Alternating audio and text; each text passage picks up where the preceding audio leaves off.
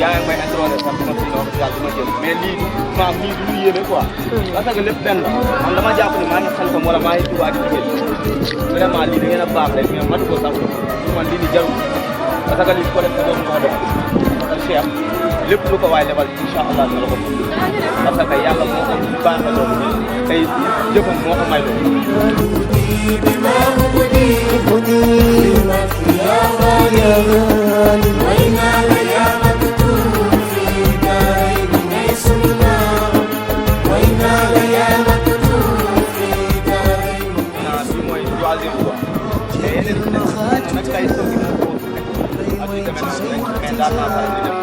ay yeneen liggéey yoo xam ne ak dëgg yoo xam ne vraiment dañ koy woote ci parce que lii dafa doon loo xam ne man damay jàpp ne yees digal lu ma yeesal léegi ndax Serigne Touba moo daan jox Baye Fall digal ñu dem di bay tool Maam Alaaji Maalik def loolu liggéey moo ko daan ji kon lii nii jàpp naa ne su ma ko defee dama doon loo xam ne dama ko fay fekk dañuy wax dëgg képp ku nekk ci dëkk bi rek Serigne Touba war nga cee def même ci sa war nga cee def parce que loolu waa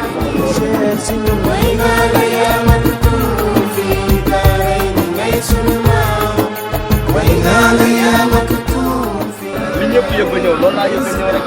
parce que am na loo xam ne maam nekkul loo xam ne naka ñu ko mais yëg-yëg lay ñëw man Baye Fall laa ba ma xoolee xam ne Serigne Touba laa jël mais nag wax dëgg yàlla li tax yëg-yëg duma am ba ñëw teewe ci liggéey bi man maa ko xam quoi nekkul loo xam ne am mën a expliquer mais xam naa ne daal ku fi ñëw war nga fay ñëw ku fi ñëw war nga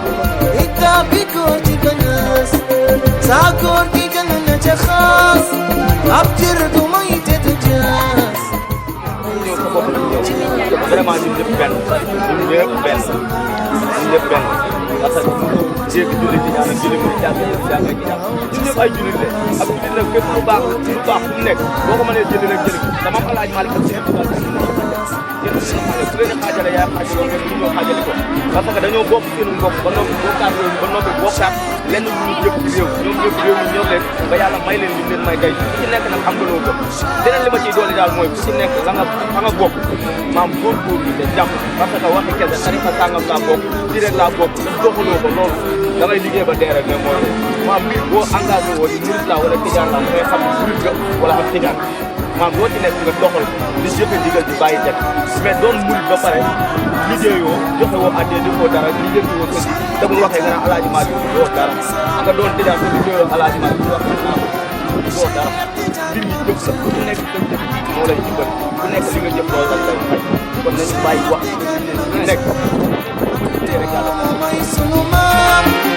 Cheikh Tidiane Mame Cheikh